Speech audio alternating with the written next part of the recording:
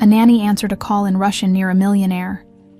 The next morning, she was fired, but what happened next left him completely shocked. The morning light filtered through the grand windows of the Carter mansion, casting long shadows across the polished marble floors. Elena Morozov moved silently through the corridors, her footsteps barely audible as she carried a breakfast tray meant for 6-year-old Sophie. 3 years had passed since she'd first stepped into this imposing Boston estate. Yet Elena still felt like a ghost in these halls, seen, but never truly acknowledged. "Sophie, sweetie, time for breakfast," Elena called softly, her American accent carefully practiced, masking any trace of her Russian origins. The little girl's face lit up when Elena entered. Sophie's golden hair caught the sunlight, reminding Elena painfully of her sister Marina. The resemblance was unmistakable. The same bright blue eyes, the same dimple when she smiled. "Elena, did you make pancakes with faces?" Sophie bounced on her bed, her stuffed rabbit clutched tightly in her arms. "Of course I did," Elena replied, setting down the tray. "Mr. Pancake is especially happy to see you today," while Sophie giggled and dug into her breakfast. Elena tidied the room, stealing glances at the child who had no idea they shared the same blood. Every moment with Sophie was both a blessing and torture, a constant reminder of what Elena had lost and what had been stolen from her. "Daddy's having important people for dinner tonight," Sophie announced between bites. "Mommy says I have to wear the blue dress and be super good." Elena nodded, her mind flashing back to 6 years ago, when the Morozov empire crumbled overnight. The memories came in violent bursts, the frantic call from her father warning her to run, the news reports of the tragic accident that claimed her parents' lives, the whispered rumors of her uncle Leonid's betrayal. While the world believed the entire Morozov family had perished, Elena had escaped with nothing but the clothes on her back and the family heirloom, a small ruby ring hidden in her shoe. "Miss Morozov," Sophie's voice pulled her back to reality. The little girl sometimes used Elena's surname, a small slip-up Elena had made early in her employment, too dangerous to correct. "Yes, sweetie. Why do you look sad sometimes when you look at me?" Elena froze, then quickly composed herself. "Do I? I'm not sad. I'm just thinking about the day ahead. Mommy says thinking too much gives you wrinkles," Sophie reported solemnly. "Your mother has a lot of opinions," Elena replied, keeping her voice neutral despite the surge of anger she felt whenever Rebecca Mason Carter was mentioned. The sound of heels clicking against marble announced Rebecca's approach. Elena straightened her plain uniform and stepped back from Sophie's bed, assuming the deferential posture expected of household staff. Rebecca paused at the doorway, her designer outfit impeccable, her auburn hair styled in an elegant bob. At 37, she looked like she belonged on a magazine cover. Not like someone who had participated in the destruction of an entire family. "Sophie, darling, don't forget you have piano lessons after school." Rebecca barely acknowledged Elena's presence. "And Elena, Mr. Carter needs you to stay late tonight. We're entertaining important clients." "Yes, Mrs. Carter." Rebecca's eyes narrowed slightly as they always did when looking directly at Elena. "You know, there's something about you I can't quite place." Elena kept her expression blank. "I'm not sure what you mean." "Just an observation." Rebecca's smile didn't reach her eyes. "Sophie, finish your breakfast. The driver leaves in 20 minutes.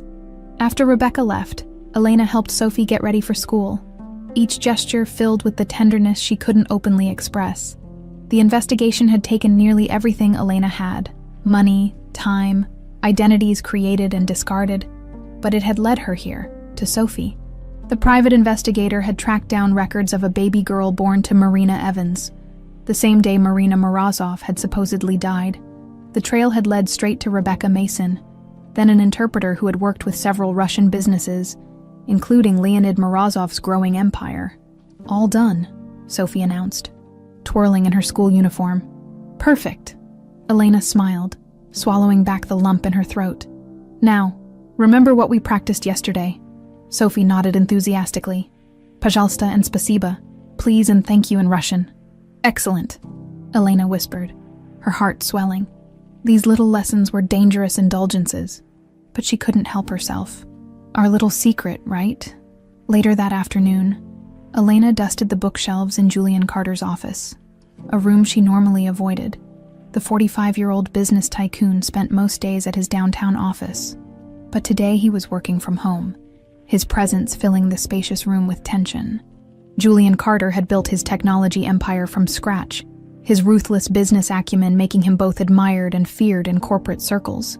He barely noticed Elena as she moved around the edges of the room. "The Anderson contract isn't acceptable in its current form," Julian snapped into his phone, his voice sharp. "They either agree to our terms or we walk."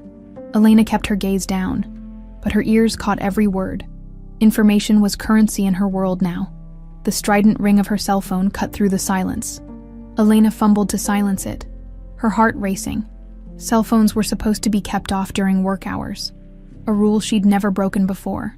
But Nick, her only ally from her former life and her family's ex-security chief, would only call if it was critical. Before she could silence it, Julian looked up, irritation clear on his face. "Take that outside," he ordered. Elena nodded apologetically and stepped into the hallway, but not before the screen flashed the name Nikolai in Cyrillic letters. A mistake in her haste to set up the new burner phone. "Duh," she answered in a whisper, forgetting herself in her nervousness. Nick's voice came through, urgent and rushed. "I found them, Elena. The original documents. The bastard kept copies as insurance." Elena's pulse quickened. "You're certain they're authentic?" "Absolutely. His signature, the altered clauses, everything that proves he falsified the transfers. I also found references to the Mason woman, payments, correspondence. She was deeper in this than we thought. Where are you now?" "Secure location. I'll call back with details on the transfer." "Be careful, Nick, he has eyes everywhere." Elena ended the call, only to turn and find Julian Carter standing in the doorway, his expression unreadable. How much had he heard? Her mind raced through possibilities. "Mr. Carter, I apologize for the interruption." She slipped back into her American accent. Julian studied her face. "That wasn't English you were speaking." "No, sir. It was Russian. A call from my cousin back home." Something shifted in Julian's eyes. Suspicion. Perhaps curiosity. "I wasn't aware you were Russian, Elena." It didn't seem relevant to the job application. She forced a smile. "My family immigrated when I was young." Julian nodded slowly.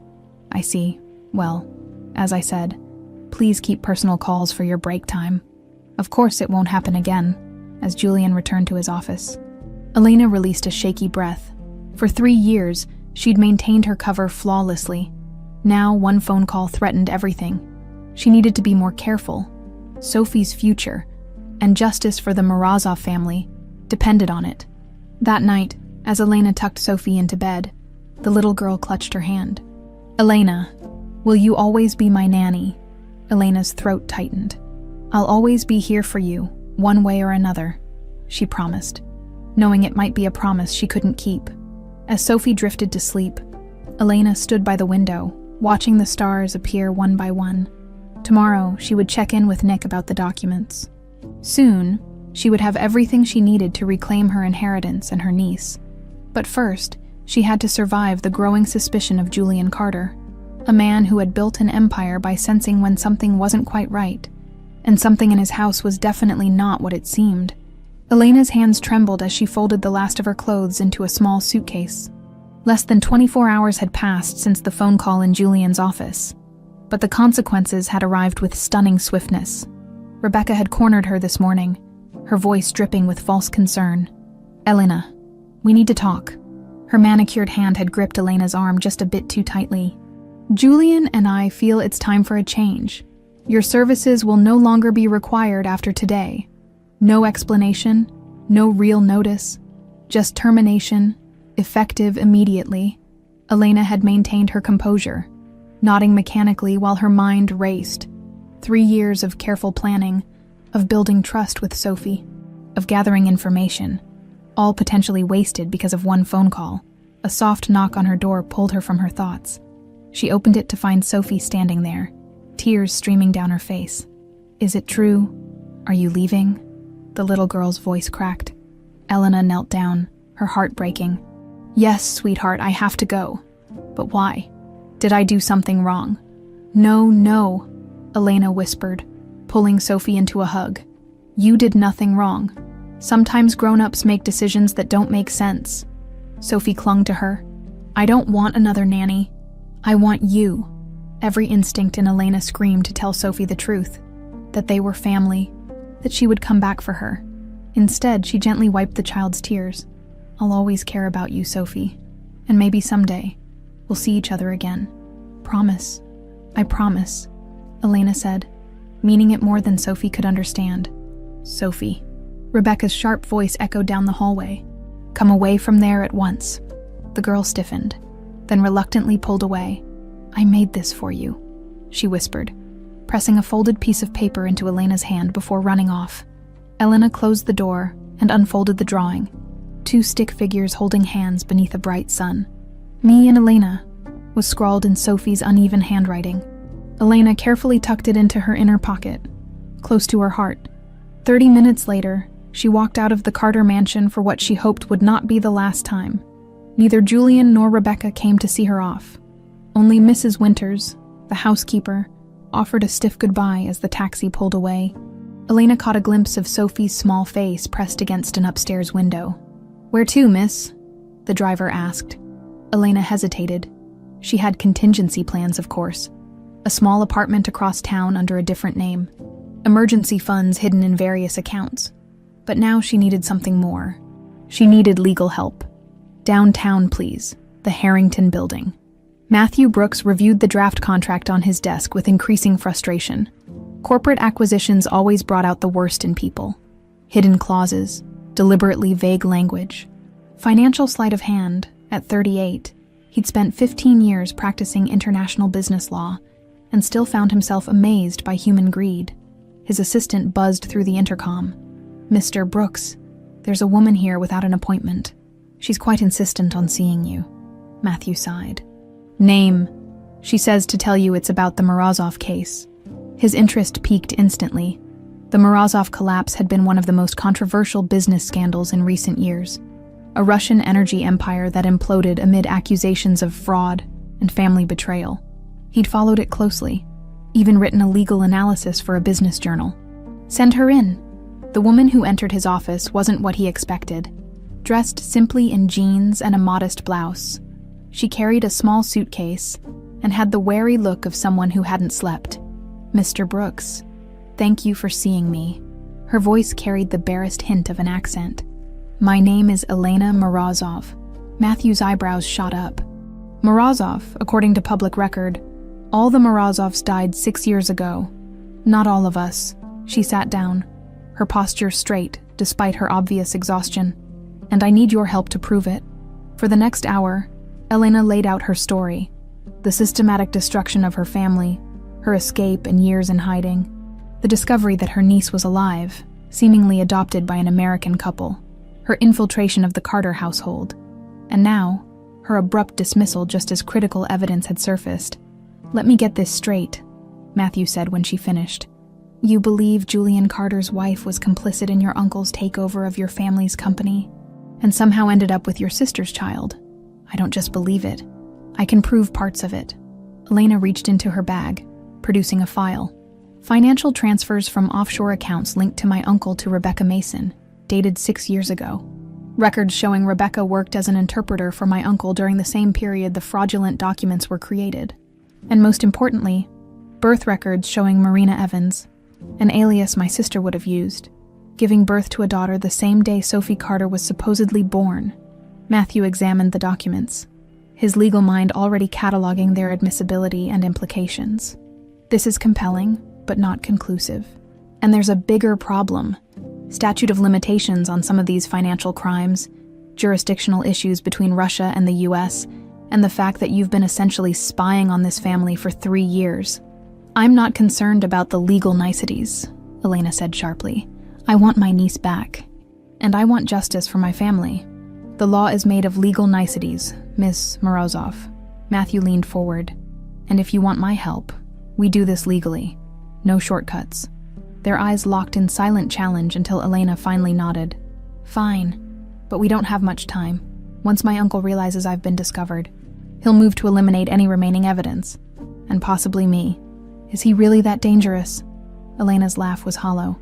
My uncle orchestrated the accidental deaths of my parents and brother, forced my sister to flee the country, and stole billions in assets. What do you think?" Matthew considered her words carefully. Throughout his career, he'd developed a knack for spotting lies. Something in Elena's story rang true.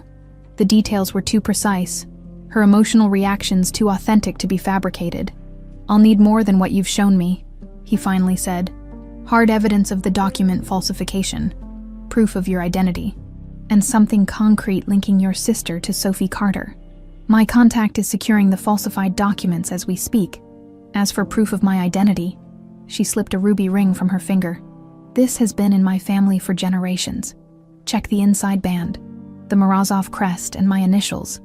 And for Sophie," she hesitated, "I need access to her, or at least her medical records. A DNA test would be conclusive. Getting access to a child's medical records without parental consent is nearly impossible. Then we need to make Julian Carter doubt his wife enough to look into it himself." Elena's eyes gleamed with determination. "He struck me as a man who values truth, despite his other flaws." Matthew studied her face. The firm set of her jaw, the intelligence in her eyes, the subtle signs of grief etched around her mouth. He couldn't deny he found her compelling, and not just her case. "This won't be easy," he warned, "and it will be expensive. Money isn't an issue. I still have access to accounts even my uncle doesn't know about." Matthew made his decision. "All right, Ms. Morozov, I'll take your case." He extended his hand. "But full transparency from now on. No more secrets." Elena hesitated before shaking his hand. "Please call me Elena and Mr. Brooks. Thank you." "Matthew," he corrected with a slight smile. "If we're going up against one of Boston's wealthiest families and a Russian oligarch, I think we can skip the formalities." As Elena left his office, Matthew found himself staring at the ruby ring she'd left for authentication. He'd just taken on what might be the most dangerous case of his career, and he wasn't entirely sure why. Professional curiosity, justice, or was it the flash of vulnerability he'd glimpsed beneath Elena Morozov's carefully controlled exterior? Whatever it was, he had a feeling both their lives had just changed irrevocably. Julian Carter stared at the document on his desk, his mind refusing to process the implications. The private investigator he'd hired had been thorough, completing in 3 days what would take others weeks. The manila folder contained everything about the woman who had been Sophie's nanny: passport records, employment history, educational background, all fabricated with remarkable skill. Elena Porter didn't exist before 3 years ago, but Elena Morozov did. "Jesus Christ," Julian muttered, running a hand through his salt and pepper hair. The photographs made it undeniable. The young woman smiling at charity galas in Moscow was undoubtedly the same person who had quietly moved through his home for years. A presumed dead heiress to one of Russia's largest energy conglomerates had been making pancakes for his daughter. His cell phone buzzed. "Rebecca." "Yes," he answered, his tone neutral. "Just checking if you'll be home for dinner," Rebecca said. "I'm planning that salmon you like." Julian's gaze drifted to another document in the folder. A wire transfer receipt. Sender, L. Morozov Holdings. Recipient, Rebecca Mason.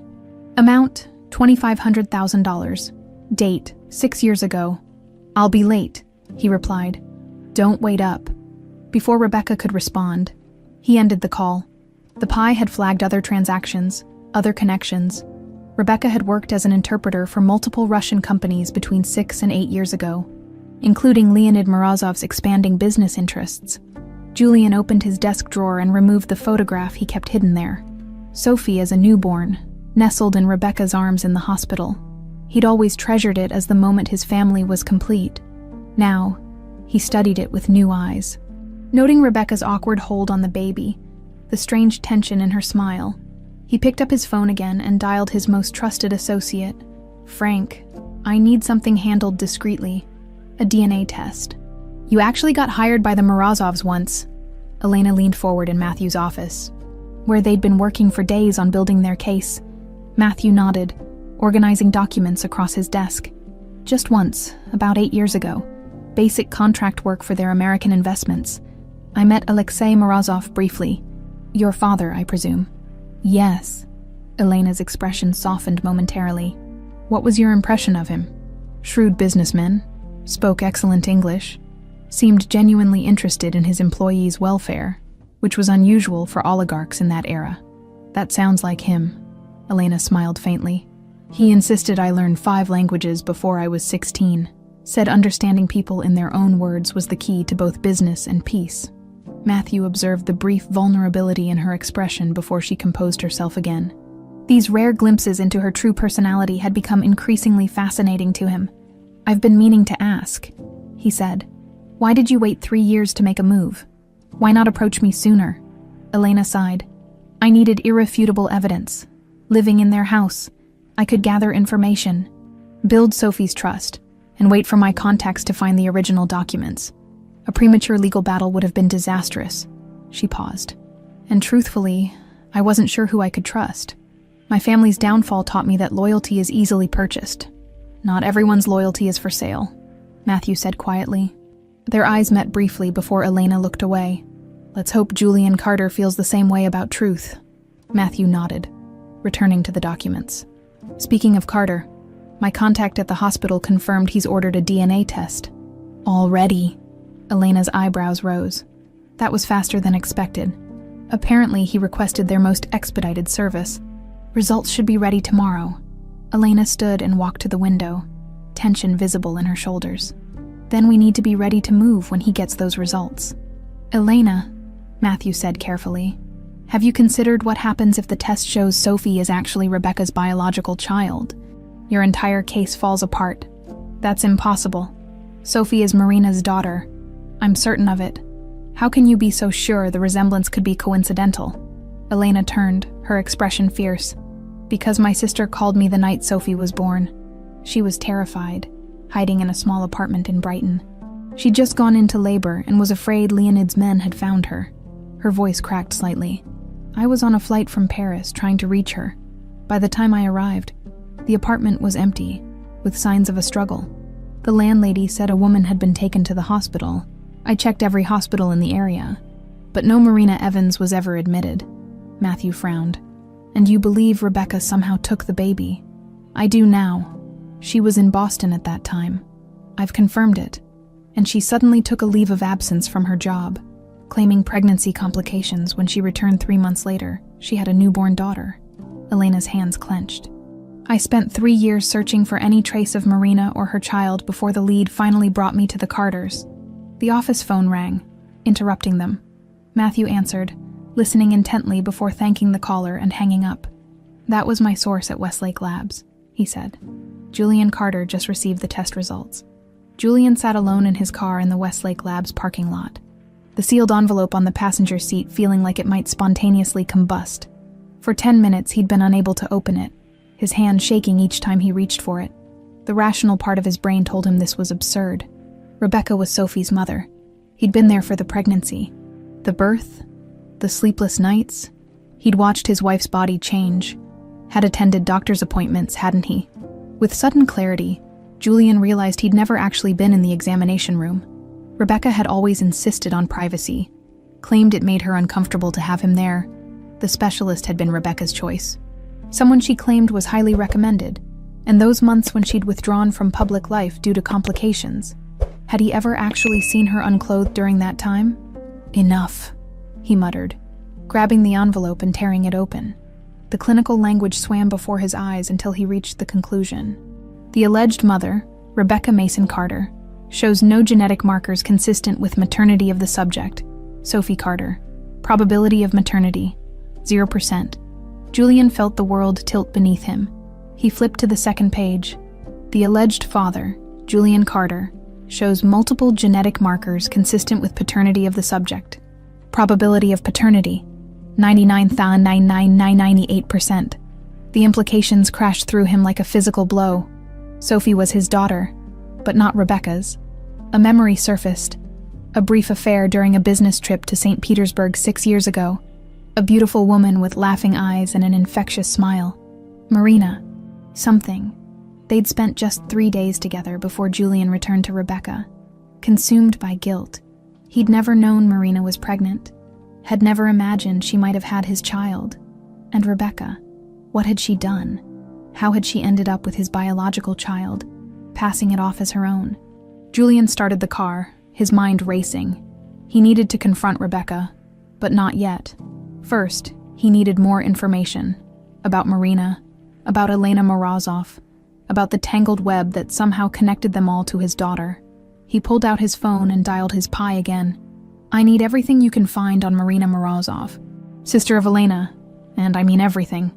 As Julian drove away from the lab, he was unaware of the black sedan pulling out behind him, or the man inside reporting his movements to Leonid Morozov's security team. The circle was closing, faster than anyone realized. St. Petersburg. 6 years ago, the winter light spilled through the tall windows of the Mariinsky Theater's Grand Hall, catching in Marina Morozov's hair as she laughed. Julian Carter couldn't take his eyes off her. She moved with an effortless grace that made the other attendees of the international business reception seem stiff and awkward in comparison. "You're staring again, Mr. Carter," Marina said, approaching him with 2 champagne flutes. Her English was flawless, with just enough of an accent to make ordinary words sound like poetry. "I apologize," Julian replied, accepting the drink. "It's just that you expected all Russian energy executives to be grim men with thick mustaches." Her blue eyes sparkled with mischief. Julian laughed. "Something like that. I didn't expect the Morozov Group's head of international development to be female, under 40, capable of smiling." She clinked her glass against his. "My father believes in challenging expectations." That conversation had led to dinner, which led to a walk along the snowy banks of the Neva River, which led to 3 days that Julian had locked away in the furthest corner of his memory. 3 days of connection that felt more real than the 10 years of his increasingly hollow marriage to Rebecca. When it ended, they'd both known it could never be more. Julian had his life in Boston, his company, his responsibilities, and Marina had made it clear that her family's business was her priority, especially with tensions growing between her father and uncle over the company's future direction. They'd parted with a kiss in the lobby of his hotel. No promises made. Julian had returned to Rebecca, determined to make his marriage work, to forget the Russian woman with the infectious laugh. He never knew that those 3 days had created a child. Julian paced the length of his home office, memories of Marina crashing through the careful barriers he'd built. The P's report sat on his desk, a devastatingly comprehensive account of Marina Morozov's final months. Shortly after their affair, the Morozov family had been torn apart by scandal and death. Alexei and Vera Morozov, along with their son Mikhail, had died in what was officially ruled a yacht accident off the Italian coast. The company had fallen into the hands of Leonid Morozov, Alexei's brother. Amid rumors of corporate espionage and betrayal, Marina had disappeared, reportedly fleeing Russia with only what she could carry. The last confirmed sighting placed her in Boston 6 years ago, pregnant and terrified. According to a witness statement buried in an immigration case file, Julian sank into his chair, the weight of understanding crushing him. Marina had come to Boston carrying his child. Somehow, Rebecca had discovered this, possibly through her work as an interpreter for Russian businesses, and then Marina had vanished. While Rebecca suddenly had a baby she claimed was theirs. The door to his office opened, and Rebecca entered without knocking, elegant as always in designer loungewear. "You've been avoiding me for days," she said, her voice a practiced blend of concern and irritation. "What's going on, Julian?" He studied his wife of 16 years, searching her face for signs of the woman he thought he'd married. How had he never noticed the calculation behind her eyes? "I've been busy," he replied evenly.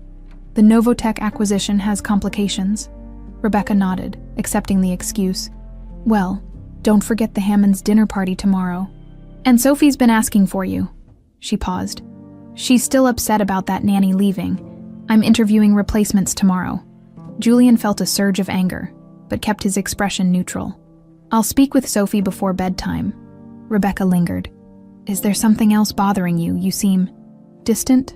For a moment, Julian considered confronting her right then, demanding to know what she'd done to Marina, how she'd taken another woman's baby. But the strategist in him knew better. Rebecca was dangerous when cornered, and he needed to understand the full scope of her deception first. "Just work stress," he lied. "I'll be fine." After Rebecca left, Julian turned to the window, his reflection ghostly against the darkening sky. The man staring back at him was a stranger, someone who had failed to see the truth in his own home for 6 years. The chime of his phone interrupted his thoughts. A text from his PI. Found something at the Carter house. Need to meet immediately.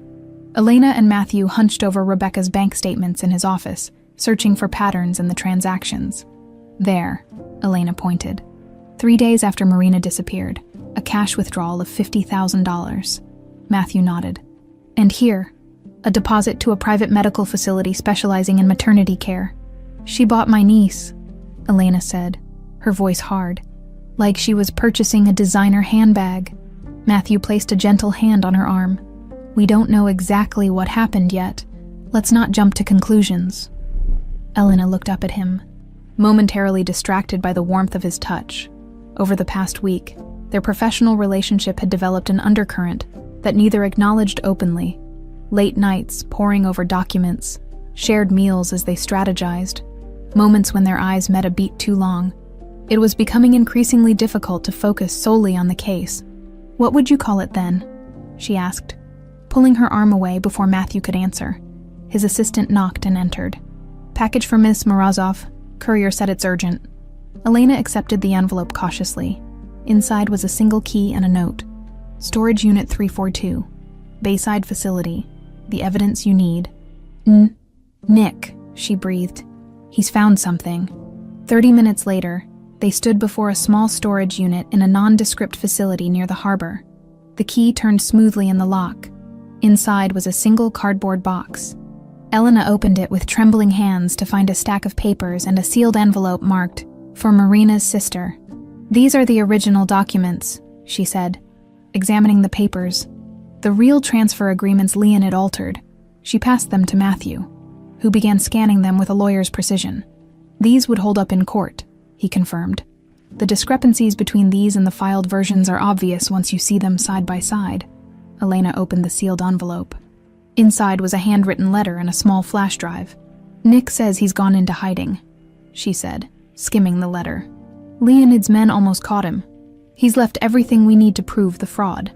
She connected the flash drive to her phone. Financial records, email correspondence between Leonid and his conspirators, and, she stopped, her face paling, voice recordings of Rebecca Mason discussing payment for her services. What services exactly? Matthew asked. The letter doesn't say, but there's something else. Elena pulled out a folded piece of paper from the envelope. An address where Nick believes Rebecca has kept personal items related to Marina. You mean like a trophy collection? Matthew looked disturbed. Or evidence she couldn't destroy but was too dangerous to keep at home. They locked the storage unit, Matthew carefully securing the documents in his briefcase. As they walked to the car, Elena felt a strange prickling sensation on the back of her neck, the feeling of being watched. Matthew, she said quietly, don't look around, but I think we're being followed. Are you sure? 6 years in hiding teaches you to recognize surveillance. She casually took his arm, as if they were a couple. Black sedan, 2 cars back. It's been with us since we left your office. Matthew's arm tensed under her hand. What do we do? Act normal? Let's get back to your office. Safer there. As they drove away, Elena watched the sedan fall in behind them, maintaining a careful distance. Leonid's reach was extending closer, which meant they were making progress, but it also meant the danger was growing, back at Matthew's office. As they examined the documents more carefully, Elena came across a folded paper tucked between legal agreements. Her hand froze as she recognized her sister's handwriting. Matthew, she whispered. Look at this. It was a letter, never sent, addressed to Julian Carter. Julian, it began. By the time you read this, our daughter will be born. I never told you about the pregnancy because I knew your situation was complicated, but now I fear for our safety. My uncle has done something terrible to my family. If anything happens to me, please find our child and keep her safe. Her name will be Sophie, after our grandmother, with love, Marina. Elena's vision blurred with tears. She tried to reach him, she whispered. She wanted him to know. Matthew's arm slipped around her shoulders, offering silent comfort. And now he does, he said quietly. The question is, what will Julian Carter do with the truth? Leonid Morozov swirled the amber liquid in his crystal glass, watching the Boston skyline from his penthouse suite at the Ritz-Carlton. At 63, he had perfected the art of patience. Power came not from rushed action, but from waiting for precisely the right moment to strike. His phone rang, the secure line used only by his most trusted operatives. "Report," he answered curtly. "The niece is making progress," said the gravelly voice of Dmitri, his head of security. "She accessed a storage unit today with her lawyer. We believe they've obtained documents." Leonid's face remained impassive, though his grip tightened on the glass. "And the package that fool Nikolai sent her. We weren't able to intercept it. They have it now. What about Carter? He's been investigating too. Hired a private detective, ordered DNA tests. He knows the child isn't his wife's." Leonid walked to the window, considering the implications. Elena had been a persistent thorn in his side for years, always staying just beyond his reach. Somehow surviving despite the considerable resources he'd deployed to eliminate her. Now she was closing in on the evidence that could undo everything he'd built. "It's time we spoke with Mr. Carter," Leonid decided. "Arrange a meeting. And the niece." Leonid's thin lips curved into what might generously be called a smile. "Let's see what Carter does first. If he's smart, he'll understand that his business interests align with ours. And if he doesn't, then we remove all obstacles at once, permanently." Leonid ended the call and returned to contemplating the cityscape below. How fitting that the final act of the Morozov drama would play out in America, land of reinvention and second chances. Elena had certainly embraced that spirit, transforming herself from privileged heiress to determined avenger. He had to admire her tenacity, even as he planned her demise. Julian Carter stepped into the private dining room at Menton, instantly assessing the man who rose to greet him. Leonid Morozov was leaner than his photographs suggested, with sharp, calculating eyes that evaluated Julian with equal intensity. "Mr. Carter, thank you for agreeing to meet on such short notice." Leonid's handshake was firm, his accent refined. Julian nodded curtly. "Your invitation was intriguing." They sat at the elegantly set table, a waiter immediately appearing to pour wine. Julian declined, opting for water instead. He needed complete clarity for this conversation.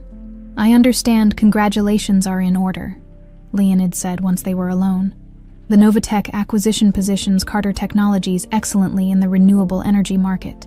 You didn't request this meeting to discuss my business portfolio," Julian replied evenly. Leonid smiled. "Direct, I appreciate that." He leaned forward slightly. "We have a mutual concern, Mr. Carter. My niece Elena has developed an unhealthy fixation on your family." Julian's expression remained neutral, despite his surprise at Morozov's directness. "Is that so? She suffered a psychological break after her parents' tragic accident," Leonid continued smoothly. "Developed elaborate conspiracy theories, became obsessed with the idea that her sister's child was somehow stolen. And what does this have to do with me?" "Elena was your daughter's nanny, Mr. Carter. Elena Porter, I believe she called herself." Leonid observed Julian's reaction carefully. "She's now working with a lawyer named Brooks, preparing to make absurd claims about your wife and daughter." Julian took a sip of water, buying time to process this confirmation of what he already suspected. "If these claims are so absurd, why are you concerned? Because even false accusations can damage reputations. Your company is publicly traded. Mine has sensitive government contracts in multiple countries." Leonid spread his hands. "A scandal benefits neither of us. What exactly are you proposing?" Leonid signaled the waiter to serve their first course, waiting until they were alone again before continuing. "A mutually beneficial arrangement. Carter Technologies has been seeking entry into Eastern European markets. My companies have the connections you need. Together, we could form a partnership worth billions. In exchange for your assistance in resolving this Elena situation quietly. Specifically, I need access to any evidence she may have provided you or law enforcement." Julian maintained his poker face. Though internally his mind raced, Leonid was essentially confirming every suspicion, offering a bribe to cover up his crimes. "That's an interesting proposal," Julian said carefully. "I'd need time to consider the implications." "Of course," Leonid nodded. "But not too much time. I'm only in Boston until the end of the week. After that, events may take on a momentum of their own." The threat was thinly veiled, Julian recognized the tactics. He'd used similar pressure in his own business dealings, though never involving threats of violence. "I'll have an answer for you in 48 hours, Julian said, rising from his seat. Despite the untouched food, Leonid remained seated, entirely comfortable with the power dynamic. "One more thing, Mr. Carter. Your wife's involvement in this situation is complex. Before making any decisions, I suggest you ask her about a certain apartment in Brighton 6 years ago." Julian's hand tightened on the back of his chair. "I appreciate the suggestion." As he walked out of the restaurant into the cool evening air, Julian pulled out his phone and dialed his security chief. "Frank, I need you to do something immediately. Place our insurance files in the secure location we discussed, and start monitoring all communications to and from my wife's devices." He ended the call and stared up at the night sky, momentarily overcome by the magnitude of what he was facing. Every certainty in his life was crumbling. His marriage was built on lies. His daughter was not who he thought she was. And now he was being pulled into a dangerous game by one of Russia's most notorious oligarchs. For Sophie's sake, he had to navigate this perfectly. "He met with Leonid," Elena said, pacing Matthew's office. Her source at the restaurant had texted her immediately after seeing Julian and Leonid together. "This changes everything." Matthew looked up from Marina's letter, which he'd been analyzing for potential legal uses. "Not necessarily. Carter might be gathering information. Or being bought off," Elena countered. "My uncle didn't build his empire by lacking persuasive skills.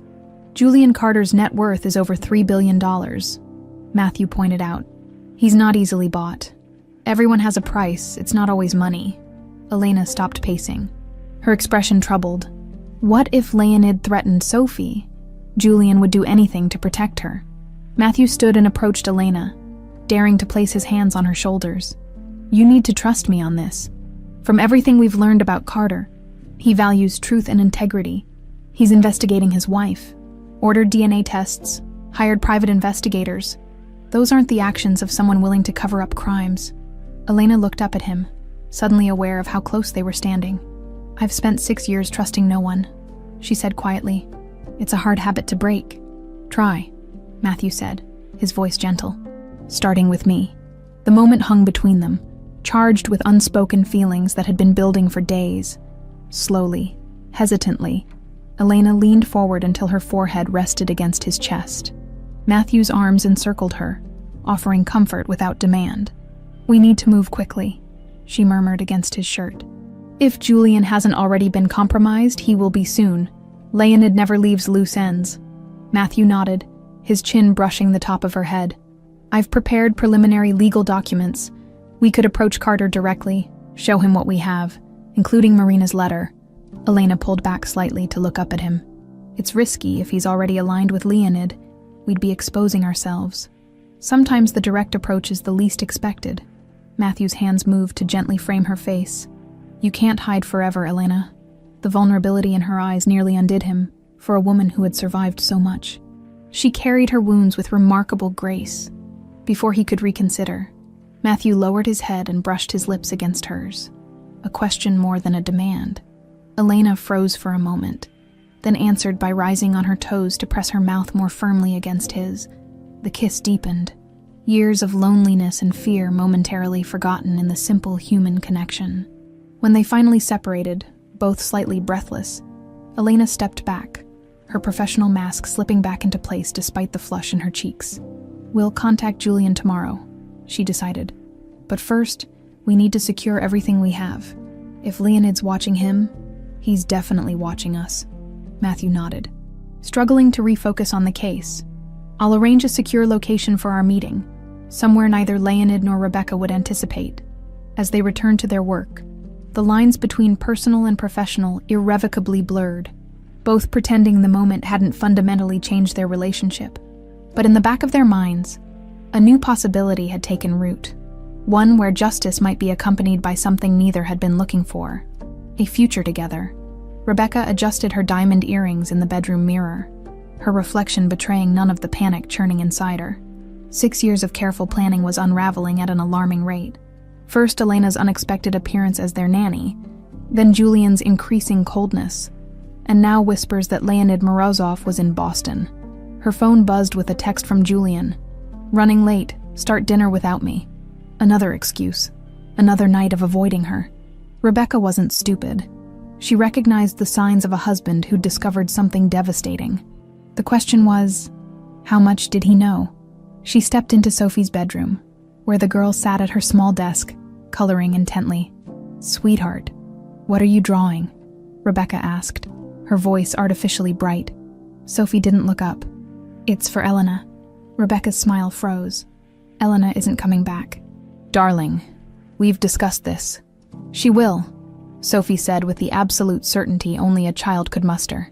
"She promised." Rebecca moved closer, looking over Sophie's shoulder at the drawing. It showed 3 figures: a small girl with yellow hair, a tall woman with dark hair, and another woman with light brown hair. The resemblance to Sophie, Elena, and Marina was unmistakable, despite the childish rendering. "Who are these people?" Rebecca asked, her throat tight. "That's me," Sophie pointed. "That's Elena, and that's the lady in my dreams." Rebecca's blood ran cold. "What lady?"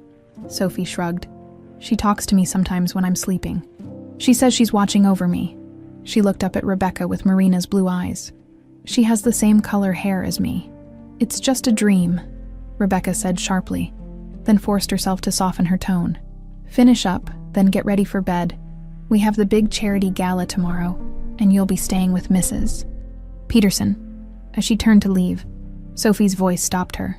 "Mommy, why does Daddy look sad when he looks at me now?" Rebecca swallowed hard. "Daddy's just busy with work. He loves you very much." The lie tasted bitter on her tongue. Of course, Julian was looking at Sophie differently. He'd discovered she wasn't Rebecca's biological child. The question was whether he'd made the connection to Marina Morozov. Yet, Rebecca returned to her bedroom and opened her hidden safe, removing a small key. Tomorrow's gala would host the city's elite, including several potential escape routes in the form of men who'd been pursuing her for years, if things deteriorated further. She needed options and leverage. It was time to visit her security deposit box. The contents would destroy lives, but they might save hers. "You're sure this is the right play?" Matthew asked, watching Elena select a gown from the options laid out in her apartment. "The Carter Foundation Gala is the perfect opportunity," Elena replied, holding up a midnight blue dress against herself. "Public enough to prevent any immediate threats, private enough for meaningful conversation. And you don't think showing up at an event hosted by the family you're investigating might seem confrontational?" Elena smiled grimly. "Confrontation is inevitable at this point, better on ground of my choosing." She disappeared into the bathroom with the dress, calling over her shoulder. "Besides, my invitation is legitimate. Your firm donated to their foundation last year, which makes you, as partner, an invited guest, and I'm your +1. Matthew couldn't argue with her logic, though the risk still concerned him. The gala would bring together Boston's most influential families, several international business figures, and, most concerning, likely both Julian and Rebecca Carter in the same room. Elena emerged in the blue gown, the transformation striking. Gone was the modest nanny or the casual investigator. In her place stood the true Elena Morozov, poised, elegant, and unmistakably aristocratic. "You look," Matthew trailed off, searching for an adequate word. "Like myself," Elena finished for him. For the first time in years, she turned to check her reflection, adjusting the sapphire pendant at her throat. Another Morozov family piece she'd kept hidden until now. Will Julian recognize me as his daughter's nanny? "Absolutely," Matthew said. "But that's not a bad thing. We want him off balance." Elena nodded, her expression determined. "We need 10 minutes alone with him.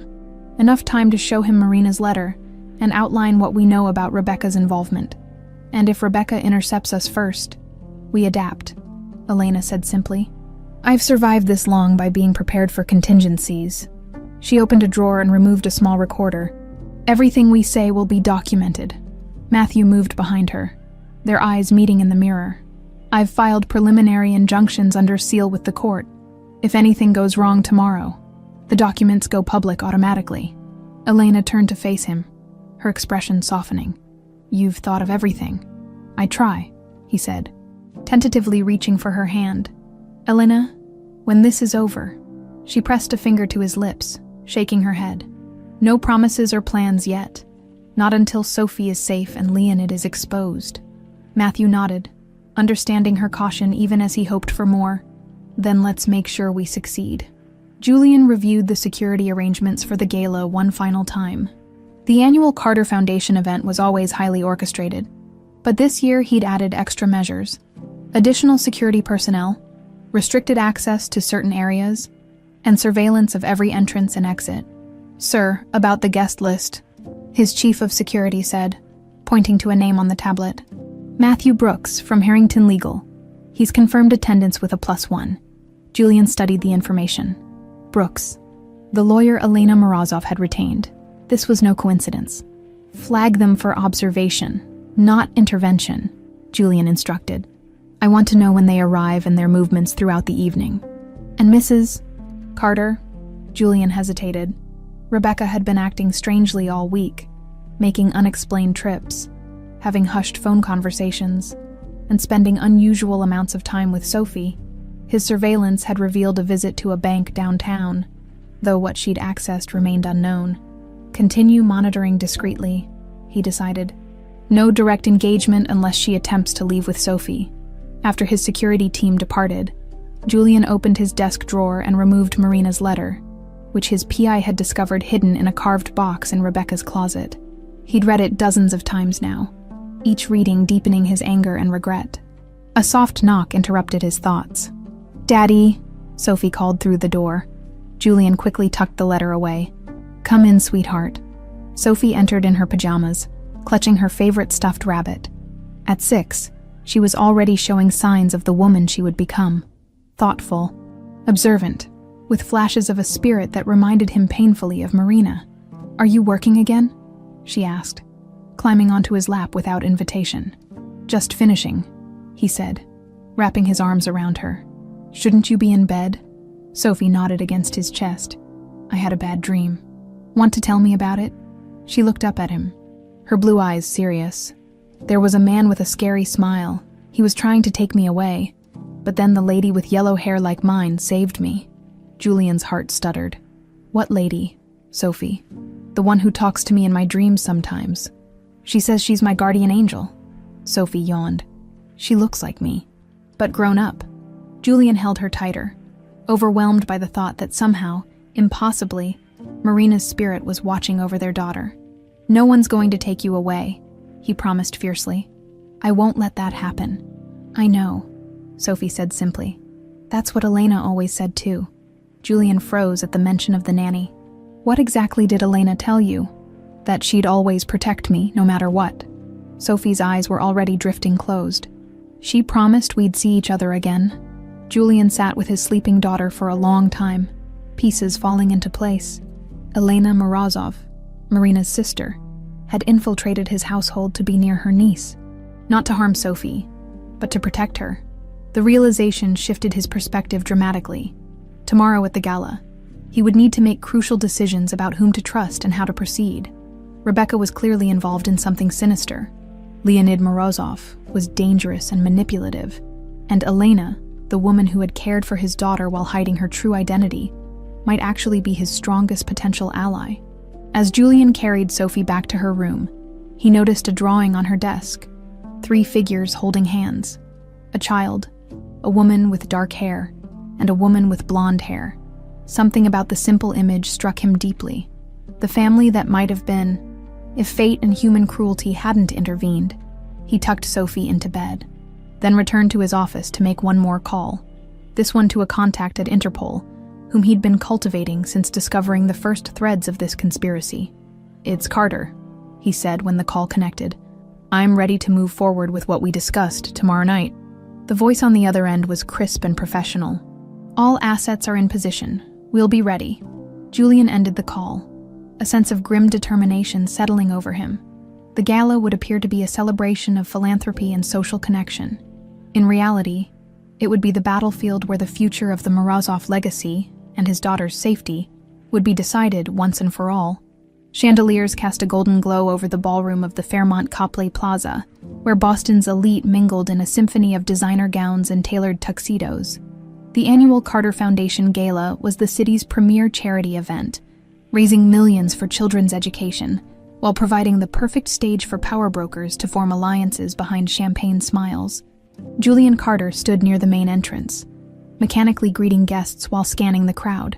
Rebecca was across the room, resplendent in a crimson gown that matched the rubies at her throat, charming a group of potential donors. To anyone else, they looked like the perfect power couple. Successful, generous, untouchable. Only Julian knew it was all crumbling beneath their feet. "Mr. Carter, wonderful event as always." Julian turned to find Lawrence Hammond, head of Boston's largest investment firm, offering his hand. "Lawrence, glad you could make it," Julian replied automatically. "I was just speaking with Leonid Morozov," Hammond said, lowering his voice conspiratorially. "Quite a coup getting him to attend. The Russians aren't usually big on American philanthropy." Julian's attention sharpened. "Leonid is here already." Hammond nodded toward the bar. "Arrived about 10 minutes ago. Seems quite interested in your clean energy initiatives." Julian excused himself and moved through the crowd. Hyper-aware of the security personnel positioned throughout the ballroom, Morozov stood conversing with the mayor, looking perfectly at ease in his bespoke suit, a crystal tumbler of scotch in his hand. Their eyes met across the room. Leonid raised his glass in a subtle toast, his message clear. "Your move." Julian's phone buzzed in his pocket. A text from his head of security. "Brooks and guest have arrived." Elena stepped from the limousine, Matthew's steadying hand at her elbow. The evening air carried the first hints of autumn, a sharpness that matched her mood. She'd spent the day preparing, mentally reviewing every detail they'd uncovered, physically transforming herself into the woman she truly was. "Ready?" Matthew asked quietly, his eyes taking in her complete metamorphosis from the humble nanny to the Russian heiress. Elena nodded, squaring her shoulders, nearing her. After 6 years, more than ready, they ascended the steps, joining the queue of glittering guests. As they approached the entrance, Elena felt a familiar prickle of awareness. They were being watched. A discreet scan confirmed her suspicion. Security personnel positioned at strategic points, some openly in hotel uniforms, others attempting to blend with the crowd. "Julian's increased security," she murmured to Matthew. "Something's happening tonight besides fundraising." Matthew squeezed her hand. "Stay focused on our objective. 10 minutes alone with him." They presented their invitations and stepped into the opulent ballroom. Immediately, Elena spotted Rebecca Carter holding court among admirers, her laugh carrying across the room with practiced charm. The sight of the woman who had stolen her sister's child made Elena's blood boil, but she kept her expression neutral. "There's Julian." Matthew nodded toward their host. "And is that—" "My uncle," Elena confirmed, her voice dropping to a whisper as she glimpsed Leonid across the room. "I didn't expect him to be so bold." "This complicates things," Matthew said, guiding her toward the champagne table to avoid immediate detection. "If Leonid's here, he's planning something." Elena accepted a flute of champagne, using it to shield her face as she observed the room. "We need to approach Julian before Leonid realizes I'm here." As if sensing their discussion, Julian turned in their direction. For a moment, his expression remained composed. Then recognition dawned in his eyes as they locked with Elena's. 6 years had changed them both, but not enough to erase the months she'd spent caring for his daughter. Julian excused himself from his current conversation and began moving deliberately in their direction. "He's coming to us," Matthew murmured. "Follow my lead." Rebecca laughed at a joke she hadn't really heard. Her attention divided between maintaining her socialite facade and tracking Julian's movements across the ballroom. When she saw him change direction suddenly, she followed his gaze to a striking couple near the champagne table. The woman in midnight blue looked vaguely familiar. Rebecca studied her more carefully, noting the aristocratic posture, the sapphire pendant, the dark hair swept into an elegant updo. Then the woman turned slightly, her profile coming into view, and Rebecca nearly dropped her champagne.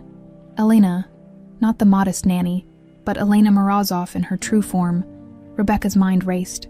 If Elena was here, openly showing herself at the gala, she must have gathered enough evidence to make her move.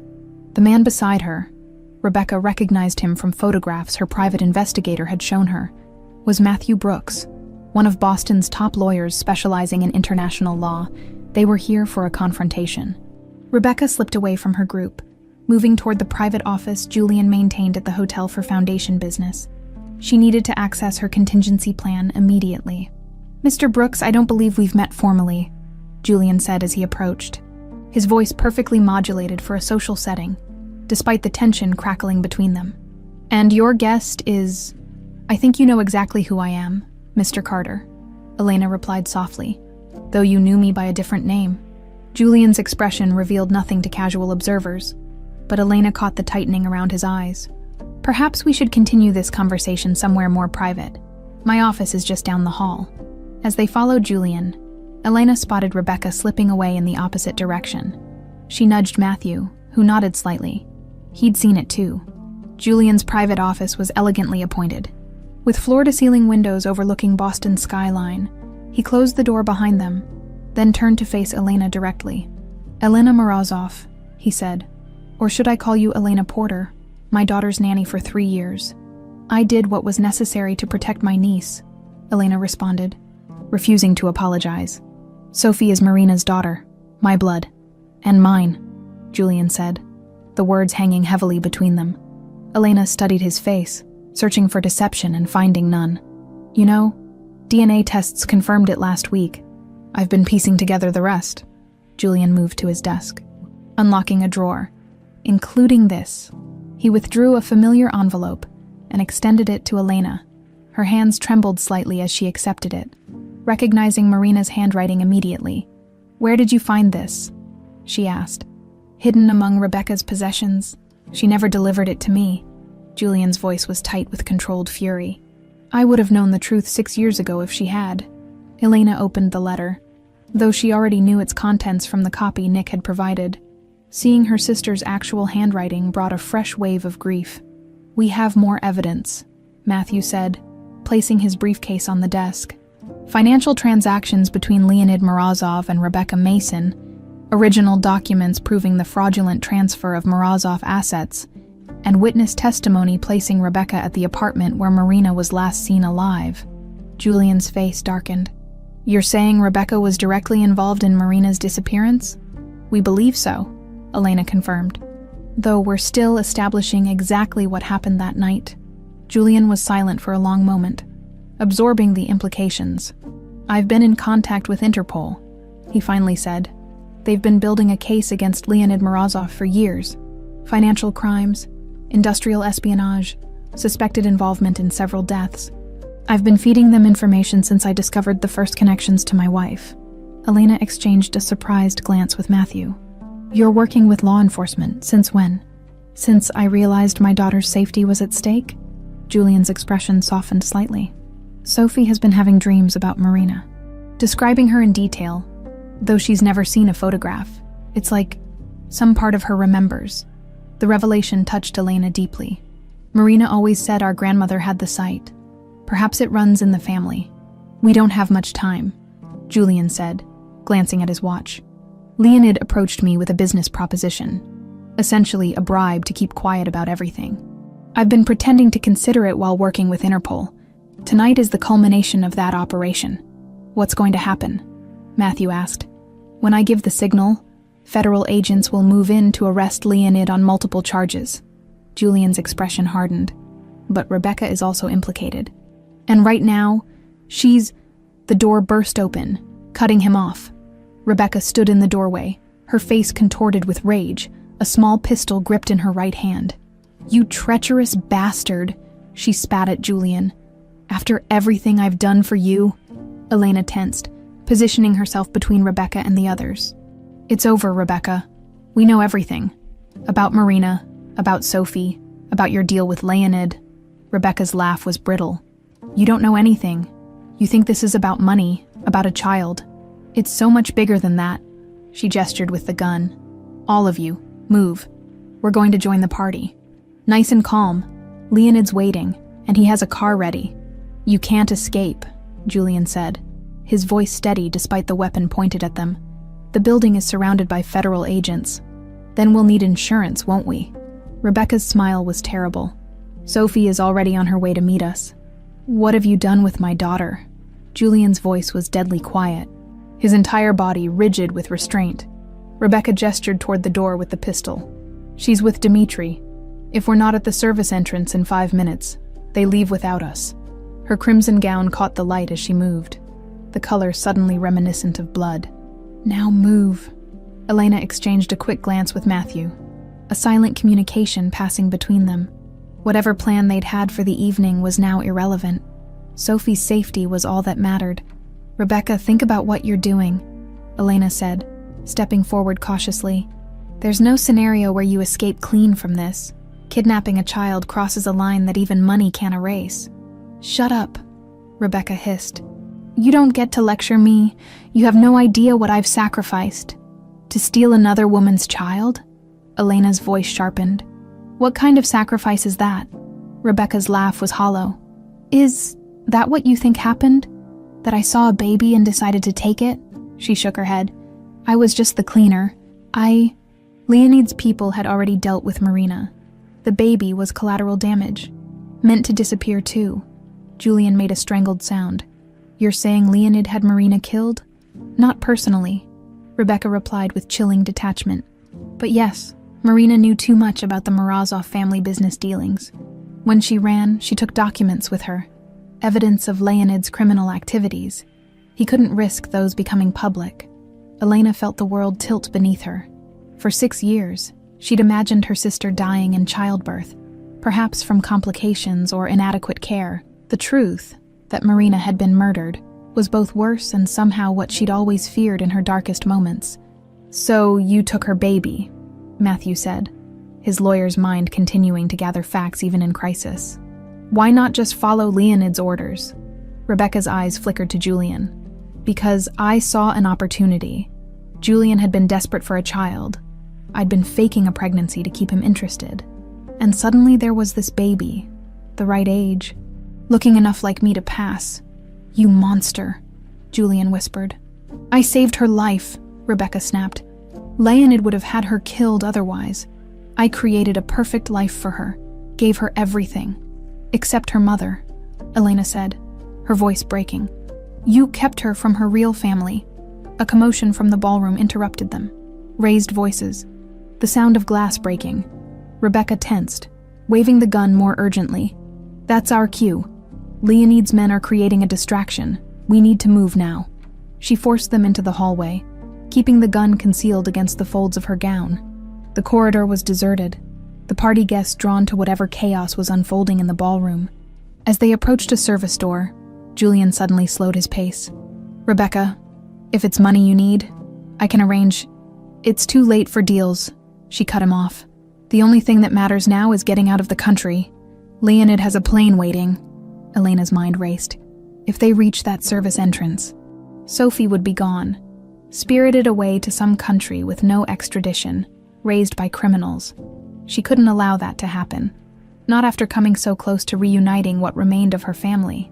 I'm not what you think, Rebecca continued, an edge of desperation entering her voice. I cared for Sophie. I protected her. When I found out Julian was her biological father, I made sure she stayed with him. How noble of you, Elena said bitterly, kidnapping a child and lying to her for 6 years. They reached the service corridor, a dimly lit passageway lined with storage rooms and maintenance closets. At the far end, a red exit sign glowed above a metal door. Almost there, Rebecca murmured, more to herself than her captives. The door opened before they reached it. A large man in a dark suit appeared, his hand resting casually inside his jacket where a weapon undoubtedly waited. Behind him, looking tiny and confused, stood Sophie in her pajamas and a hastily donned coat. Mommy, she called, her voice small and frightened. Everything's fine, sweetheart, Rebecca called, her tone jarringly normal. We're going on a trip. Sophie's gaze moved past Rebecca, widening as she recognized the others. Elena, then with growing excitement. Elena! Before anyone could react, Sophie broke free from the man's loose grip and ran forward, not toward Rebecca, but directly to Elena, wrapping her arms around her legs. You came back. I knew you would. The moment of distraction was all Julian needed. He lunged for Rebecca. Grappling for the gun, Matthew moved simultaneously, charging toward Leonid's enforcer who was now drawing his weapon. Elena instinctively shielded Sophie, turning her body to protect the child as chaos erupted. The sharp crack of a gunshot echoed in the narrow corridor, followed by a woman's scream. Julian staggered back, red blooming across his white shirt. Rebecca stood frozen, the gun still in her hand, her expression one of shock rather than intent. The second man, Dimitri, now had his weapon fully drawn, aiming it directly at Elena and Sophie. "Enough," a commanding voice called from behind them. Elena turned to see Leonid Morozov standing at the corridor entrance, flanked by 2 more guards. His expression was one of controlled fury. "This has become unnecessarily messy," he said, stepping forward. "Dimitri, secure the child. We're leaving." "No." Elena pulled Sophie closer, her eyes frantically searching for options as Julian sank to his knees. One hand pressed against his bleeding chest. Matthew had been subdued by one of Leonid's men. A gun pressed to his temple. Rebecca seemed to have withdrawn into herself, staring at Julian with a stricken expression. "Uncle?" Elena addressed Leonid directly, drawing herself up with all the aristocratic bearing of the Morozov heritage. "This ends now. Federal agents are already moving in. You'll never get off American soil." "My dear niece," Leonid replied with cold amusement, "you severely overestimate American law enforcement. My contacts assure me we have a clear exit route." He gestured to Sophie. "The child comes with us. She's a Morozov, after all." "She stays with me," Elena said fiercely. Julian, despite his wound, struggled back to his feet. "She's my daughter," he gasped, blood seeping between his fingers. "You'll take her over my dead body." "That can be arranged," Leonid said calmly, nodding to Dimitri, as the enforcer raised his weapon. Julian summoned his remaining strength and threw himself forward, not at Dimitri, but at Leonid himself. The 2 men crashed to the floor, Julian's larger frame momentarily pinning the older Russian. "Run!" Julian shouted to Elena. "Get Sophie out now!" Elena didn't hesitate, scooping Sophie into her arms. She bolted for a side door Matthew had indicated earlier during their review of the hotel's layout. Behind her, she heard more gunshots, a man's cry of pain, and the sound of approaching sirens. Matthew broke free in the confusion, knocking his captor off balance with a desperate elbow strike. He caught up to Elena as she fumbled with the door handle, Sophie clinging to her neck. "This way," he urged, helping them through. Service stairs to the kitchen, then out through the delivery entrance. As they fled, Sophie looked over Elena's shoulder. "What about Daddy?" she asked, tears streaming down her face. Elena couldn't answer. The image of Julian, bleeding and surrounded by Leonid's men, was seared into her mind. He had sacrificed himself for his daughter, for Marina's daughter. A man she had judged so harshly had, in the end, proven himself worthy of her sister's love. They burst into the hotel kitchen, startling the staff, and continued toward the delivery doors. Outside, red and blue lights flashed as police cars and federal agents swarmed the building. "FBI," a voice shouted as they emerged. "Hands where we can see them." "We have the child," Matthew called back, raising his hands while Elena set Sophie down but kept her close. "Sophie Carter, she's safe. But Julian Carter is inside, shot, with Leonid Morozov and his men." The agents moved quickly, some securing them while others rushed into the building, as one agent wrapped a shock blanket around Sophie's shoulders. The little girl looked up at Elena with Marina's blue eyes. "Is my daddy going to die?" she asked with a child's direct simplicity. Elena knelt beside her, brushing a strand of blonde hair from her face. "Your father is very brave," she said, her voice breaking. "He loves you very much." As federal agents led them toward waiting vehicles, Elena gazed back at the hotel, silently praying that Julian's sacrifice would not be in vain, that he would somehow survive to know the daughter he had only just truly discovered. The sterile scent of antiseptic hung in the air of Massachusetts General Hospital's IQ waiting room. Elena sat with her head bowed, still wearing her gala dress, now wrinkled and stained with Julian's blood. Beside her, Matthew kept a protective arm around her shoulders, his tuxedo jacket draped over a nearby chair. "Any news?" Special Agent Daniels approached, offering them paper cups of coffee. Elena accepted the coffee with a grateful nod. "Still in surgery, it's been 4 hours. And Sophie?" Matthew asked. "Safe at our field office with a child specialist. She's remarkably composed for a 6-year-old who's been through hell." Daniels hesitated. "She's been asking for both of you." Especially you, Ms. Morozov. Elena's throat tightened. I'll go to her as soon as we know about Julian. The doors to the surgical ward swung open as a tired-looking doctor emerged, removing his surgical cap. Everyone stood. Mr. Carter survived the surgery, he announced without preamble. The bullet missed his heart by centimeters, but caused significant damage to his left lung and shattered a rib, which created secondary injuries. We've repaired what we could, but the next 24 hours are critical. Can we see him? Elena asked. The doctor hesitated. He's being moved to recovery, to immediate family only, and only for a few minutes once he's stabilized. She is family, Matthew interjected. She's the aunt of his daughter. The doctor nodded warily. I'll have a nurse come get you when he's ready for visitors. No more than 5 minutes. After the doctor left, Elena turned to Agent Daniels. What happened with Leonid and Rebecca? Daniels' expression darkened. Morozov is in custody, along with 3 of his men. He's being treated for a broken collarbone and facial lacerations, courtesy of Mr. Carter. And Rebecca, in custody as well, though she's not talking. We found evidence in her possession linking her directly to Marina Morozov's disappearance. Daniels looked at her with sympathy. I'm sorry to tell you this, but among her things was a journal detailing what happened 6 years ago. Your sister didn't survive the birth.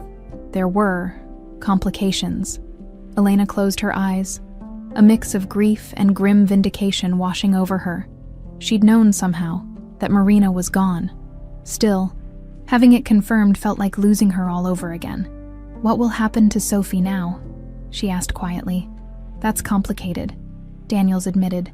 Julian Carter is her biological father, but given his condition and the ongoing investigation, we'll need to place her with either a relative or temporary protective custody. I'm her aunt, Elena said firmly. Her only living blood relative besides Leonid, who's headed for prison. We'll need to verify that through DNA, and there are legal processes. I can help with those, Matthew interrupted. I've already prepared the necessary paperwork for an emergency guardianship petition. A nurse appeared in the doorway. Ms. Morozov, Mr. Carter is asking for you. Julian Carter looked pale and frail against the white hospital sheets, tubes and wires connecting him to various machines that beeped softly in the dim room. His eyes fluttered open as Elena approached the bed. Elena, he whispered, his voice barely audible. Sophie. She's safe, Elena assured him, gently taking his hand. She's being looked after by the FBI until all this is sorted out. Relief washed over Julian's features. Thank God, he winced, the small movement clearly causing pain. Leonid, in custody. It's over, Julian. You helped bring him down. A ghost of a smile touched his lips. Not how I planned to spend my evening. Elena found herself returning the smile despite everything. I think none of us expected how this would unfold. Julian's expression grew serious. I need to tell you about Marina. I know she didn't survive, Elena said gently.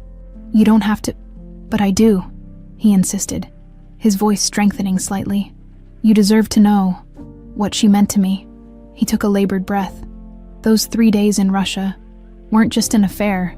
I fell in love with her. Her laugh, her mind, her spirit. I'd never met anyone like her. Elena swallowed against the emotion rising in her throat. She was special. When I returned to Boston, I tried to contact her again, but she never answered. His eyes filled with regret. I didn't try hard enough. If I had known she was pregnant. You couldn't have known, Elena reassured him. Julian shook his head slightly. I should have looked harder. Should have, he coughed, grimacing with pain. You need to rest, Elena said, concerned by his pallor. Not yet. Julian's grip on her hand tightened. In my office, wall safe behind the Kandinsky, combination 522 to 173. Each word seemed to cost him tremendous effort. There's a medallion for Sophie and files, evidence against Leonid. Been gathering it for months. I'll make sure Sophie gets the medallion, Elena promised. Julian's eyes locked with hers, suddenly intense despite his weakened state. The medallion has a false back, microchip inside. Everything you need. To reclaim your inheritance, Marina helped me. Understand what Leonid had done? I've been building a case, helping Interpol, even before I knew about Sophie. Elena stared at him in shock. You've been investigating Leonid all this time. Started as business intelligence, then found connections to Morozov Group collapse. Suspicious deaths. Julian's breathing became more labored. When I discovered Rebecca's connection, realized the truth about Sophie, had to make it right. A nurse appeared at the doorway. Miss Morozov, I'm sorry, but the patient needs rest. Julian clutched Elena's hand with surprising strength. Promise me, take care of Sophie, tell her about Marina, and that her father loved her. I promise, Elena whispered, tears falling freely now. But you'll tell her yourself when you recover. Julian's expression told her what he couldn't say aloud, that he didn't expect to survive. The medallion was for Marina. I bought it in St. Petersburg. Never got to give it to her. Inside is a picture. Of us together, Sophie should have it. The machines began beeping more insistently as Julian's vitals fluctuated. The nurse moved forward urgently, calling for assistance. You need to leave now, she told Elena firmly. As Elena reluctantly stepped back, Julian's voice followed her, weak but determined. Elena, thank you for protecting our daughter when I couldn't. Our daughter. The words echoed in Elena's mind as she was ushered from the room. Doctors rushing in to stabilize Julian. Yao, Adam Matthew was waiting when she emerged, immediately wrapping her in his arms as she broke down in tears. Everything. The years of searching, the discovery of Sophie, the confrontation, Julian's sacrifice, crashed over her at once. He's dying, she whispered against Matthew's chest.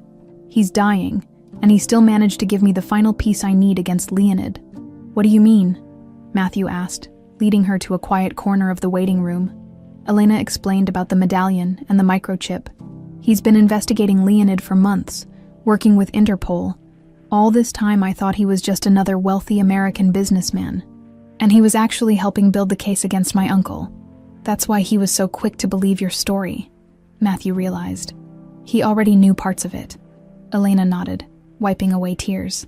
We need to get to his office. The medallion isn't just a keepsake, it's evidence. Agent Daniels joined them. Having overheard the end of their conversation, I can arrange for a team to secure the safe contents immediately. I should be there, Elena insisted. Julian entrusted this to me. First, we need to get you to Sophie, Matthew said gently. She needs family right now more than anything. Elena hesitated, torn between her promise to Julian and her duty to her niece. You're right. The evidence can wait an hour. The FBI field office was a 20-minute drive from the hospital. As they approached, Elena tried to prepare herself for seeing Sophie, a child who had lost everything familiar in a single night. In a comfortable room filled with toys and books, Sophie sat drawing intently, a child specialist watching nearby. She looked up as Elena entered, her small face lighting with recognition. Elena, she cried, running to embrace her. You're still here? Elena knelt to Sophie's level, returning the hug fiercely. Of course I am. I promised I'd always be here for you, remember? Sophie pulled back, her expression suddenly solemn in a way no 6-year-olds should be. The nice lady told me Mommy did bad things and isn't coming back. Her voice dropped to a whisper. And Daddy is hurt really bad. Yes. Sweetheart, Elena answered honestly. Your daddy is in the hospital. The doctors are taking very good care of him. Are you going to take care of me now? Sophie asked with a child's directness.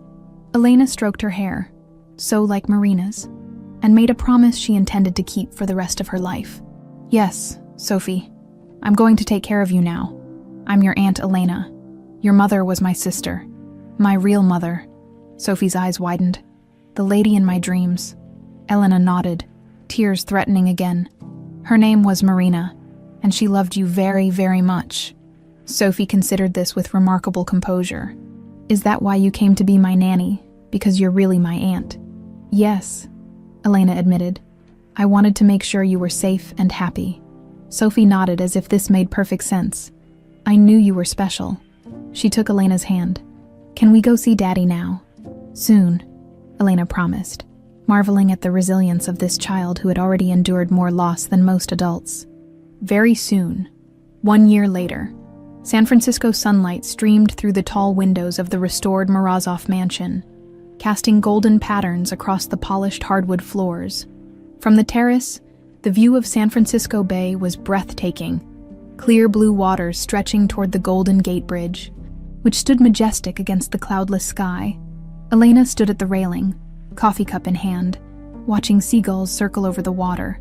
A gentle breeze carried the salt scent of the ocean, mingling with the fragrance of the rose garden Marina had designed years ago, now restored to its former glory. "There you are!" Matthew's voice came from behind her. He approached, wrapping his arms around her waist and placing a kiss on her neck. "Nervous?" "A little," she admitted, leaning back against him. "It's been a long road to this day." Matthew's law firm had officially opened its San Francisco branch 3 months ago.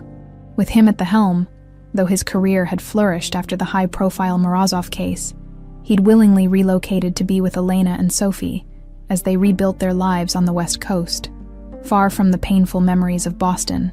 "Everything's ready," he assured her. "The caterers are setting up. The flowers look beautiful, and Sophie has only changed her outfit twice this morning." Elena laughed, turning in his arms to face him. At 34, Matthew Brooks had a few more lines around his eyes than when they'd first met, but they only added character to his handsome face. Only twice. She must be maturing. The sound of small running feet interrupted them as Sophie burst onto the terrace, a vision in blue tulle and satin ribbons. "Aunt Elena, Uncle Matthew, Judge Martinez is here early," she announced, her Russian accent already evident after just a year of lessons. Elena smiled, still amazed at how quickly Sophie had adapted to the dramatic changes in her life. Children were remarkably resilient, the therapist had explained, especially when surrounded by love and stability. "We'd better not keep her waiting then," Elena replied, taking Sophie's hand. "Is your basket of rose petals ready?" Sophie nodded solemnly. "I practiced all week. I won't drop any until I reach the right spot." As they moved inside, Elena caught a glimpse of their reflection in the terrace doors. She in a simple ivory dress, Matthew in a light gray suit, and Sophie between them, blonde hair gleaming in the sunlight. They looked like a family. They were a family. The small gathering in the mansion's central garden included only their closest friends and allies from the past year. Agent Daniels, now a friend, had flown in from Boston. Nick, finally able to emerge from hiding after Leonid's conviction, stood chatting with Elena's former housekeepers from Moscow who had been located and brought to America. Matthew's parents beamed with pride near the flower-covered archway. Judge Martinez, a diminutive woman with an authoritative presence, greeted them warmly. "All the paperwork is in order," she assured Elena. "After today, it's official." Elena nodded gratefully, though the emergency guardianship had been granted easily given the circumstances. The adoption process had been more complex. Today would finalize Sophie's legal status as Sophie Morozov Brooks, uniting the 3 branches of her heritage: her mother's family name, her father's legacy, and the man who had stepped forward to be her new father. As the simple ceremony began, Elena found herself reflecting on the tumultuous year that had brought them to this moment. Julian Carter had survived against all odds, though his recovery had been long and painful. The bullet had caused damage that would never fully heal, leaving him with a pronounced limp and chronic pain. When he was finally stable enough for visitors, Sophie had been his primary concern. "I don't want to disrupt her life any more than it's already been," he had told Elena from his hospital bed. "She needs stability, not another upheaval." Together, they had worked out a compromise. Julian would remain in Sophie's life as her birth father, visiting regularly, but Elena would have primary custody. It had taken months of negotiations, DNA tests, and court appearances, but they had eventually reached an arrangement that put Sophie's well-being first. Rebecca's fate had been decided more swiftly, facing multiple federal charges including kidnapping, fraud, and accessory to murder. She had agreed to testify against Leonid in exchange for a reduced sentence. Her detailed testimony had been devastating, revealing not only the truth about Marina's death, complications during childbirth exacerbated by negligent care, but also Leonid's decades of criminal activities. 3 months after her arrest, Rebecca had been transferred to a minimum security facility to await trial. During the transfer, she had somehow slipped away from her handlers and disappeared into the Pacific Ocean, leaving behind only a suicide note and her jewelry collection in a safety deposit box designated for Sophie's future. Whether she had actually drowned or had orchestrated an elaborate escape remained a mystery. Leonid had not been so fortunate. The evidence Julian had gathered, combined with Elena's documentation and Rebecca's testimony, had created an airtight case. He was currently serving the first year of a 30-year sentence. His empire dismantled. His assets frozen across multiple continents. The medallion Julian had mentioned had proven invaluable. Inside the antique silver locket was indeed a photograph of Julian and Marina in St. Petersburg, their faces alight with happiness. More importantly, the hidden compartment had contained a microchip with encrypted files detailing Leonid's financial crimes, falsified documents, and connections to organized crime. Evidence Julian had been gathering since before he even knew of his connection to Sophie. With that evidence, Elena had been able to reclaim her family's legitimate assets. The Morozov Group had been restructured under her leadership, with a focus on clean energy and ethical business practices. The mansion in San Francisco, one of the few Morozov properties that had escaped Leonid's notice, had been restored to serve as both home and headquarters for the Marina Foundation, dedicated to protecting children orphaned by corporate and political conflicts worldwide. Elena, Matthew's gentle voice brought her back to the present. Your turn. She realized Judge Martinez was looking at her expectantly. It was time for her to recite her vows. Not just wedding vows to Matthew, but also adoption vows to Sophie, binding the three of them legally as they were already bound by love. Elena took a deep breath, looking from Matthew to Sophie and back again. Today, I promise to honor the trust that both of you have placed in me, she began, her voice clear and steady. Matthew, you showed me that trust and love can exist even after betrayal. You helped me find justice without losing my humanity. I promise to be your partner, your confidant, and your friend for all the days we have together. She turned to Sophie, kneeling to meet her eyes. Sophie, you have your mother's spirit and your father's courage. I promise to protect you, guide you, and love you as my own. I promise to tell you stories of your mother and honor the sacrifice your father made for you. I promise that you will always know who you are and where you come from. Sophie's small hand reached up to touch the medallion that now hung around her neck. Julian's gift. Passed on as he had wished. Inside was still the photograph of Marina and Julian, a tangible connection to her origins. As Judge Martinez pronounced them officially, family. Sophie tossed her rose petals with perfect timing, her laughter ringing out across the garden. Matthew's arms encircled Elena as their guests applauded, and for a moment, she felt Marina's presence as strongly as if her sister stood beside her. Later that evening, after the guests had departed, and Sophie had finally succumbed to exhaustion, Elena found Matthew in the library. He was examining the newly framed document on the wall, Sophie's corrected birth certificate, now reading Sophie Morozov Brooks. I had a call from Julian while you were putting Sophie to bed, Matthew said as she joined him. He's doing well with his physical therapy. Says he might be ready to visit next month if his doctors approve travel. Elena nodded, grateful for Julian's ongoing recovery. Despite their complicated history, she had developed a genuine respect for the man who had nearly died protecting his daughter. Sophie will be thrilled. She's been practicing her chess moves to show him.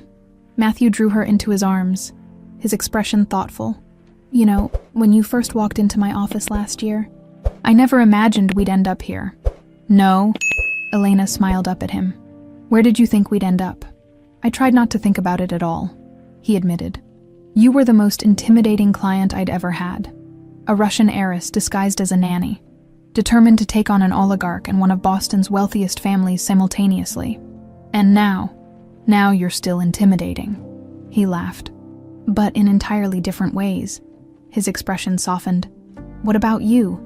Is this the ending you imagined when you first infiltrated the Carter household? Elena considered the question seriously. No, she said finally. I was so focused on justice and revenge that I never thought beyond exposing Leonid and reclaiming Sophie. I never imagined I'd find a new beginning for myself. Through the open doorway, they could see into Sophie's room, where the little girl slept peacefully, her blonde hair spread across the pillow, the medallion on her nightstand catching the moonlight. Sometimes, Elena whispered, echoing words that had come to her on another night long ago. It's necessary to lose everything to discover what truly matters. Matthew's arms tightened around her, and together they stood in comfortable silence, watching over the child who had brought them together, the living legacy of Marina Morozov and Julian Carter, and the heart of their newly formed family.